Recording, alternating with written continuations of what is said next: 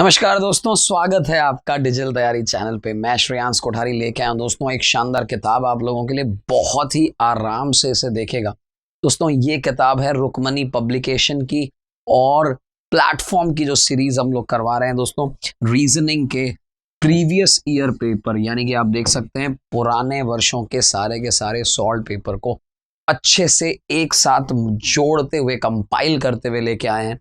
मजा ही आ रहा है दोस्तों एक एक क्वेश्चन को करने में। लिए चलता हूं दोस्तों पहले प्रश्न पे। आपके सामने ये रहा दोस्तों, देख सकते हैं कि पत्ते के हरे रंग का कारण। इसमें देखिएगा एग्जाम में एक होता है दोस्तों अभिकथन और एक होता है कारण। आपको देखना है कि इस कथन का ये कारण है या नहीं है, और उससे भी पहले ये देखना है कि सेंटेंस दोनों सत्य हैं या नहीं है। इसमें रीजनिंग के साथ साथ आपका सामान्य ज्ञान यानी कि जीके भी टेस्ट हो जाता है दोस्तों। ये कह रहा है कि पत्ते के हरे रंग का कारण एक वर्णक है जिसे क्लोरोफिल कहते हैं। बात बिल्कुल सही है कि जो ये हरा रंग है ये एक ऐसी चीज है जो क्लोरोफिल कहते हैं जिसे हम दोस्तों प्रकाश संश्लेषण, इंग्लिश में शायद आपने सुना हो फोटोसिंथेसिस। प्रकाश संश्लेषण एक ऐसी प्रक्रिया है जो प्रकाश ऊर्जा को रासायनिक ऊर्जा में परिवर्तित करती है। क्या यह सही है? देखिए एक्चुअली में अगर आप देखें तो यही तो सही है कि जो आपकी प्रकाश की ऊर्जा है उसको ऐसा कुछ कन्वर्ट करती है जिससे कि आपका जो पत्ते हैं वो ग्रीन हो जाते हैं। लेकिन अब एक बात को समझिएगा, क्या इसका ये कारण है ऐसा इसमें दे रखा है? नहीं। तो दोनों सत्य तो हैं, ए और आर दोनों ही सही हैं, लेकिन आर जो है ए की सही व्याख्या नहीं है दोस्तों। इसके बारे में ये कहाँ लिखा है कि हम रासायनिक ऊर्जा में जो परिवर्तित हो जाती है उसी को आप क्लोरोफिल कहते हैं, ऐसा तो नहीं कह रहा वो। तो इसका आंसर हो जाएगा बी। चलिए अगले प्रश्न पे देखें, बहुत आराम से देखें दोस्तों। आपको कहा है कि एक कोड भाषा में समथिंग समथिंग को समथिंग समथिंग कहते हैं। इस तरह के प्रश्न में उलझना नहीं है। आपको करना क्या है सीधा बता दूं दोस्तों। आपको लिखा है सीधा टेबल को किस तरह लिखा जाएगा, यही पूछा आपने से, टेबल को किस तरह से लिखा जाएगा। तो आप सीधा दिमाग लगाइए टेबल पे दोस्तों। अगर आप इन दोनों में देखेंगे कॉस्टली डाइंग कैनॉट बाय, इसमें कॉमन केवल मात्र टेबल है दोस्तों। अगर टेबल ही कॉमन है तो जो भी इसका कोड होगा वह भी कॉमन होगा। आप देख सकते हैं ANN इसका आंसर हो जाएगा, क्योंकि यही एकमात्र ऐसी चीज है जो दोनों में है। आप देख सकते हैं बाकी कोई भी चीज दोनों में नहीं है, या तो उस ऊपर वाले में है या नीचे वाले में है। कॉमन ढूंढना होता है, ये इंपॉर्टेंट है। चलिए दोस्तों एक और प्रश्न आपके सामने, और सीरीज का ये प्रश्न है दोस्तों 1 2 6 12।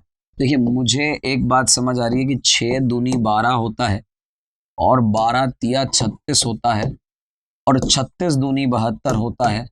इसी तरीके से इधर में अगर देखूं तो 2 तिया 6 होता है, और 1 दूनी 2 होता है। यानी एक बात समझ आ रही दोस्तों, गुणा 2 फिर गुणा 3 फिर गुणा 2 फिर गुणा 3 फिर गुणा 2 फिर गुणा 3। बिल्कुल सही सोचा आपने। यहाँ पे मुझे गुणा 3 करना पड़ेगा। 7 या 21 ऑप्शन में एक ही ऐसी चीज है जो 21 को दर्शा रही है, वो यही आंसर हो जाएगा। तो आपने देखा दोस्तों तरीका सबसे ज्यादा महत्वपूर्ण है। हमने यहाँ पे सिर्फ ये देखा कि एक्चुअली कैसे कैसे जा रहा है और उसके बाद क्या आंसर आ रहा है। चलिए अगले प्रश्न पे लिए चलते हैं। आपको क्वेश्चन को बड़ा ध्यान से देखना होता है दोस्तों, पूरा के पूरा ध्यान केंद्रित करना होता है प्रश्न पे, वो सबसे ही अधिक महत्वपूर्ण है। आप ये समझिए कि किस तरह से करना है प्रश्न को। देखिएगा दोस्तों आपको दे रखा है DABCHEFG समथिंग समथिंग समथिंग। जो मुझे अभी तक समझ आया, आप मेरे साथ रहिएगा, मेरी बात को समझिएगा। ABC और इसके बाद आ गया D के बाद आ गया इधर E, तो EFG के बाद आ गया H। अब H के बाद आना चाहिए IJK और L। ये मेरा उत्तर होना चाहिए। चेक करेंगे ये है या नहीं। पहले एक काम करते हैं, L के बाद दोस्तों MNOPQRST। आप देख सकते हैं कि यही मेरा उत्तर परफेक्टली आ जाएगा। LIJK सिर्फ इधर ही ऑप्शन में है और यही मेरा सही आंसर है। चलिए आपको चीजें समझ में आना चाहिए दोस्तों। मैंने कुछ भी नहीं किया, सिर्फ इतना सा देखा कि एक्चुअली पैटर्न क्या चल रहा है। आपको ये समझ में आना चाहिए कि पैटर्न क्या चल रहा है, आपका काम आसान हो जाएगा। लीजिए अगले प्रश्न पे लिए चलते हैं हम आपको, ध्यान से देखिएगा दोस्तों। आपको दे रखा है कि PEN का एक 3 अंकीय कोड है और स्ट्रिंग का 6 अंकीय कोड है। मतलब ये समझ आ गया है मुझे। आप देख सकते हैं यहाँ भी n है जिसका 3 नंबर है, यहाँ भी n है जिसका नंबर 3 है। तो मुझे अगर राइपनिंग का कोड निकालना है तो मैं एक काम करूंगा, मैं राइपनिंग का कोड नहीं निकालूंगा। आपने बिल्कुल सही सुना, मैं राइपनिंग का कोड नहीं निकालूंगा। मैं क्या करूंगा, मैं एक बहुत सिंपल सा काम करूंगा दोस्तों। मैं ये चेक करूंगा कि मेरे पास जो ऑप्शन है 4, मेरी बात को सुनिएगा बहुत ध्यान से, मेरे पास जो 4 ऑप्शन है उनमें से कौन सा काम का नहीं है, उन्हें हटाऊंगा। जैसे मैं एक बात समझूं दोस्तों, आप देख सकते हैं 934 तो बराबर चल रहा है, 934 तो बराबर चल रहा है, ये दोनों सेम आ रहे हैं। आप मेरी बात को समझिएगा, यहां भी 3 है, यहां भी 3 है। क्या ऐसा कुछ है यहाँ पे, यहां भी 3 है और यहां भी 3 है, बिल्कुल सही है। तो इस कारण से ये 1 और 6 तो गलत हो जाएंगे। जैसा कि आप मेरी बात समझ पा रहे हैं, यहां पे मैंने n का कोड नहीं निकाला है, मैं सिर्फ समझा रहा हूं आपको। पीछे से दूसरे नंबर पे भी n है, पीछे से चौथे नंबर पे भी n है, यानी पीछे से दूसरा और चौथा सेम होना चाहिए, जो कि यहां पे नहीं है। क्या ये बात समझ आ रही है? अब यहां से अगर मैं देखूं, आगे 09, इधर भी 09। अब मुझे सिर्फ देखना है कि इधर से चौथा नंबर, आप देख सकते हैं इधर से तीसरा नंबर, पहला दूसरा तीसरा। अगर आप देखेंगे तीसरा नंबर है P और P के लिए कोड है 6। जब P के लिए 6 आएगा तो 1 नहीं आएगा। मेरे को केवल मात्र एक कोड निकालना पड़ा P का, बाकी किसी कोड पे मैंने ध्यान नहीं दिया। क्यों नहीं दिया? मैंने सिर्फ इतना समझा कि हमें आंसर नहीं निकालना होता है, कोड नहीं निकालना होता है, हमें एक्चुअली जो 4 आंसर दे रखे हैं, 4 उत्तर दे रखे हैं, बस उसी में से देखना है सही कौन सा है। दोस्तों सबसे महत्वपूर्ण बात ही यही है कि आप क्वेश्चन को समझ के कितना फास्ट कर पाए। जितना फास्ट आप कर पाएंगे वही तो आपकी जीत है, वही तो बढ़त है पड़ोसी से तेज कर पाने की। चलिए अगला क्वेश्चन देखते हैं दोस्तों। चलिए 13P, तो दोस्तों P का अर्थ हो गया गुणा, 13 3 हो गया। A का अर्थ है प्लस, तो मैंने प्लस 11 कर दिया। Y का अर्थ है माइनस, तो यहाँ पे 26 ले आए। P फिर से गुणा है तो मैं फिर से गुणा कर दिए। W का अर्थ है भागित, तो यहाँ पे 13 भागित कर दिए। और A का अर्थ है प्लस, तो यहाँ 19 हो गया। अब मेरे को कुल मिला के इसकी वैल्यू निकालनी है। जरा ध्यान से देखें हम, बहुत ही आराम से दोस्तों। ये तो हो जाएगा 13 तिया 39, 39। अच्छा, इधर अगर मैं इसको भागित करूं तो ये हो गया 2 और 6 दूनी हो गया 12। तो मैं करता हूं प्लस के 11 और माइनस के 12 और प्लस के 19। अब इसमें क्या करेंगे दोस्त, 11 में से 12 गए तो माइनस का 1 बचा, और माइनस 1 19 में जोड़ा तो 18 हो गया। क्या ये बात समझ आ रही है? तो 39 में कुल मिला के मुझे तो केवल मात्र 18 जोड़ना है। 18 जोड़ना है अगर, तो 8 और 9 7 आ जाएगा, 3 4 1 5 और 1 6 आ जाएगा। मतलब यहाँ पे कुल मिला के 57 इसका आंसर आ जाएगा। कैसे? 8 और 9 को जोड़ा तो 17 का 1 आया, 3 और 1 4 और 1 5, 57 आ गया। आपने देखा किस तरीके से हमें यही करना होता है दोस्तों। मैं आपको और फास्ट बता दूं तो हमें इसको जोड़ने की भी जरूरत नहीं थी। 9 और 8 होते हैं 17। अब जरा देखिए 7 वाले ऑप्शन ही नहीं है हमारे पास, 57 भी ना जोड़ो। मतलब कुल मिला के आपको उस समय एग्जाम के समय इतना सा दिमाग लगाना है कि कैसे मैं इसे फास्ट करूं, और उसी की प्रैक्टिस अभी हम कर रहे हैं। मैं एक एक क्वेश्चन क्यों करवा रहा हूं, क्योंकि वो उसी की प्रैक्टिस हो रही है। चलिए दोस्तों आगे बढ़ते हैं हम।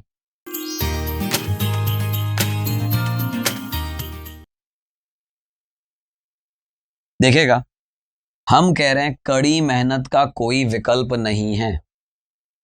कठिन परिश्रम करने वाले हमेशा परिणाम के लिए आशावादी होते हैं। पहले तो हम कह रहे हैं कड़ी मेहनत का कोई विकल्प नहीं है। जो आप कड़ी मेहनत करते हैं किसी भी चीज के लिए, उसका कोई भी दूसरा तरीका है ही नहीं, ऑप्शन ही नहीं है, विकल्प ही नहीं है। और कठिन परिश्रम करने वाले हमेशा परिणाम के लिए आशावादी रहते हैं, मतलब वो हमेशा ही आशावादी रहते हैं, ऑप्टिमिस्टिक रहते हैं। जो कठिन परिश्रम करते हैं वो परिणाम को प्राप्त करने के लिए पॉजिटिव रहते हैं। अब हम कहें कि कड़ी मेहनत के अलावा परिणाम प्राप्त करने का कोई शॉर्टकट नहीं है, क्या ये हमारे इन दो कथनों से निकल के आ रहा है, वही हमें देखना है। दोस्तों, कठिन परिश्रम और कड़ी मेहनत दोनों करीब करीब एक ही बात है। वापस से देखिए, कड़ी मेहनत और कठिन परिश्रम। अब हम कह रहे हैं कि जो कठिन परिश्रम करके परिणाम के लिए आशावादी होते हैं, हम ये अभी तो नहीं कह सकते कि परिणाम प्राप्त करने का कोई और तरीका नहीं है। ये अभी इससे निकल के तो नहीं आ रहा है। कड़ी मेहनत सफलता के लिए निश्चित रास्ता है, निश्चित तो ये भी नहीं बोल रहा है, आशावादी बोल रहा है, तो ये भी गलत है। तो अभी के प्रश्नों को देखते हुए ना तो पहला ना ही दूसरा अनुसरण कर रहा है। चलिए दोस्तों, आगे बढ़ते चले जा रहे हैं, मजा आते चले जा रहा है। आप बस हमारे साथ जिस तरीके से बने हैं बस बने ही रही है। दोस्तों, ये आती है एक पहेली हमारी, चलो इस पहेली को करते हैं। दोस्तों, आपको दे रखा है YRMJB 5 व्यवसाय करते हैं, अर्थात उनके व्यवसाय दे रखे हैं। 5 अलग अलग वो काम भी ले रहे हैं साथ में अपने उपकरण। तो हमें क्या करना चाहिए दोस्तों? YR लिख दिया, MJ लिख दिया और B लिख दिया।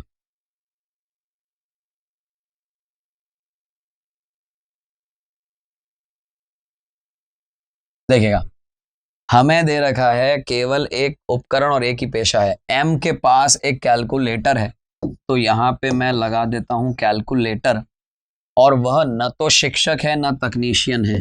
देखिएगा, शिक्षक भी नहीं है और तकनीशियन भी नहीं है।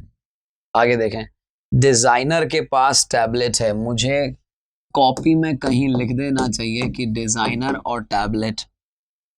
जिस व्यक्ति के पास मोबाइल है वह अकाउंटेंट और शिक्षक नहीं है।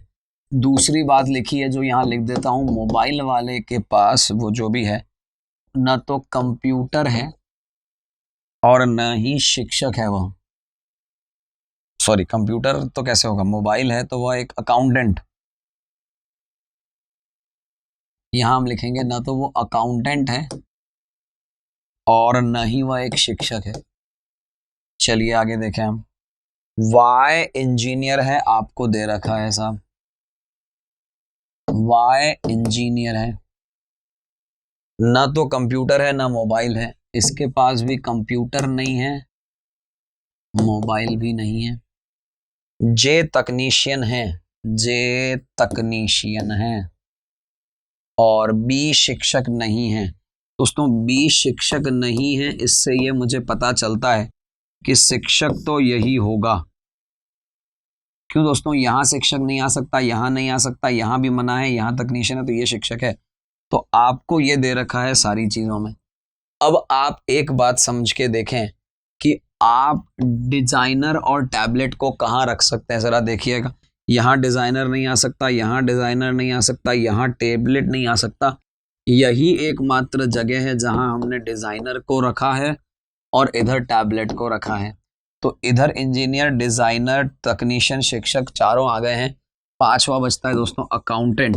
तो अकाउंटेंट को यहाँ रख दिया है हमने। क्या ये बात समझ आ रही है? मोबाइल अकाउंटेंट और शिक्षक दोनों के पास नहीं है, ध्यान से देखिएगा। यहाँ मोबाइल का मना है, शिक्षक के पास भी मना है, तो मोबाइल दे देते हैं तकनीशियन को, तकनीकी चीजें देखता रहेगा। तो हमने इसको यूज में ले लिया है, इसको यूज में ले लिया है। अब हमारे पास एक चीज बताइए, यहाँ कंप्यूटर का मना है तो इसे कंप्यूटर दे दीजिए। और बची कौन सी चीज है दोस्तों? लैपटॉप। अब इंजीनियर है तो लैपटॉप पे ही काम करेगा। तो आप ये देख सकते हैं, मुझे बहुत ज़्यादा समय नहीं लगा, लेकिन पूरी के पूरी जो पजल थी वो हम यहाँ बना चुके हैं। अब इसके बाद करना क्या होता है दोस्तों? प्रश्न करना होता है। कंप्यूटर किसके पास में है? ज़रा ध्यान से देखें, कंप्यूटर किसके पास में है? कंप्यूटर है बी के पास में दोस्तों। अकाउंटेंट के पास कौन सा उपकरण है? अकाउंटेंट के पास कैलकुलेटर है, वैसे भी अकाउंटेंट कैलकुलेटर का ही काम करेगा। दोस्तों, कौन सा सही संयोजन है? शिक्षक लैपटॉप नहीं है दोस्तों, तकनीशियन कंप्यूटर ये भी नहीं है भाई, अकाउंटेंट टैबलेट आप देख सकते हैं, अकाउंटेंट कैलकुलेटर है, और इंजीनियर लैपटॉप, यही सही है। क्या ये बात समझ आ गई है? तो कुल मिला के हमने देखा दोस्तों, तरीका समझा हमने किस तरीके से एग्जाम में ये काम करना होता है। आपको सिंपल सा ये काम करना होता है कि कौन सी चीज दे रखी है वो लिखते चले जाओ, जो काम की है एक्स्ट्रा और लिखते चले जाओ और सीधा आप बनाते चले जाओ। चलिए दोस्तों अगले प्रश्न की ओर लिए चलता हूं। ध्यान से देखिएगा, जिन छात्रों ने अंग्रेजी में कम से कम 75 या हिंदी में 80% अंक हासिल करे हैं, जूनियर कॉलेज में कक्षा 10 के उत्तीर्ण छात्रों को भारतीय निम्नलिखित मापदंड पे आधार करता है। चलिए देखते हैं छात्र कौन सा है, वो ये अपने को देखना है। छात्रों ने गणित में 95 और भौतिक शास्त्र में 90 हासिल किए हैं। जो छात्र खेल या लोक भाषण में अच्छे हैं, खेल या लोक भाषण में, देखिएगा दोस्तों भौतिकी शास्त्र में 90% है बी के। आप देखिएगा भौतिकी शास्त्र में 90 ही चाहिए थे। गणित में 89 है, ये मेरे काम का ही नहीं है, इसे हम छोड़ देते हैं। क्या ये बात समझ आ रही है? आई ने भौतिकी शास्त्र में 92, गणित में 95, हिंदी में 81% लाए हैं और शतरंज का खिलाड़ी है। दोस्तों ये सारी चीजें ही फॉलो कर रहा है। आगे बढ़े हम। आर ने रसायन विज्ञान में 93 करे हैं। रसायन विज्ञान के बारे में तो पूछा ही नहीं हमसे। हमसे पूछा है गणित तो गणित का बता दिया, हमसे पूछा है अंग्रेजी तो अंग्रेजी का बता दिया। अब बास्केटबॉल खेले ना खेले, पहले ये तो बताओ कि भौतिक शास्त्र में कितना है इसका स्कोर। चलिए दोस्तों आखिरी देखे पर्सन क्या कह रहा है। दोस्तों भौतिक शास्त्र में तो उसके 90 आ गए हैं, हमें उतने ही चाहिए थे। रसायन विज्ञान में 81 है। अब रसायन विज्ञान का मैं क्या करूं बताओ। गणित में 90 है, अच्छी बात है, लेकिन गणित में चाहिए कितने 95, तो यहाँ पे कितने हैं 90, तो बताओ उसको घर भेजो उसको। तो आपने ये देखा दोस्तों किस तरीके से इसे करना होता है। कुछ भी नहीं, जो आपको अंक दे रखे आपका दिमाग बस उधर लगाते चले जाइए, आपका काम आसान होता चला जाएगा। चलिए अगले प्रश्न की तरफ ध्यान से देखिएगा दोस्तों क्या कह रहा है वो ये कह रहा है कि कक्षा में मुख्यतः लड़कियां बुद्धिमान हैं। मुख्यतः प्राइमरीली जो लड़कियां हैं वो बुद्धिमान हैं, कक्षा में लड़के नहीं हैं ऐसा नहीं कहा जा सकता। कक्षा में कुछ लड़कियां बुद्धिमान नहीं हैं इसके बारे में हम बिल्कुल नहीं कह सकते। मुख्यतः लड़कियां बुद्धिमान हैं बट बाकी वाले कुछ के बारे में मालूम नहीं है। चलिए आगे बढ़े हम। चलो दोस्तों लिए चलते हैं इस प्रश्न पे।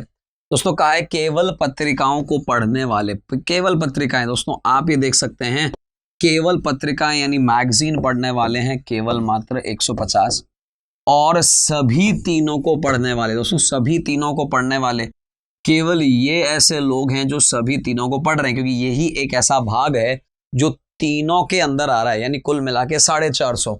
तो अगर मैं 150 बटा 450 करता हूं तो दोस्तों 1/3 यानी 1:3 यानी 1:3 का रेशो आता है।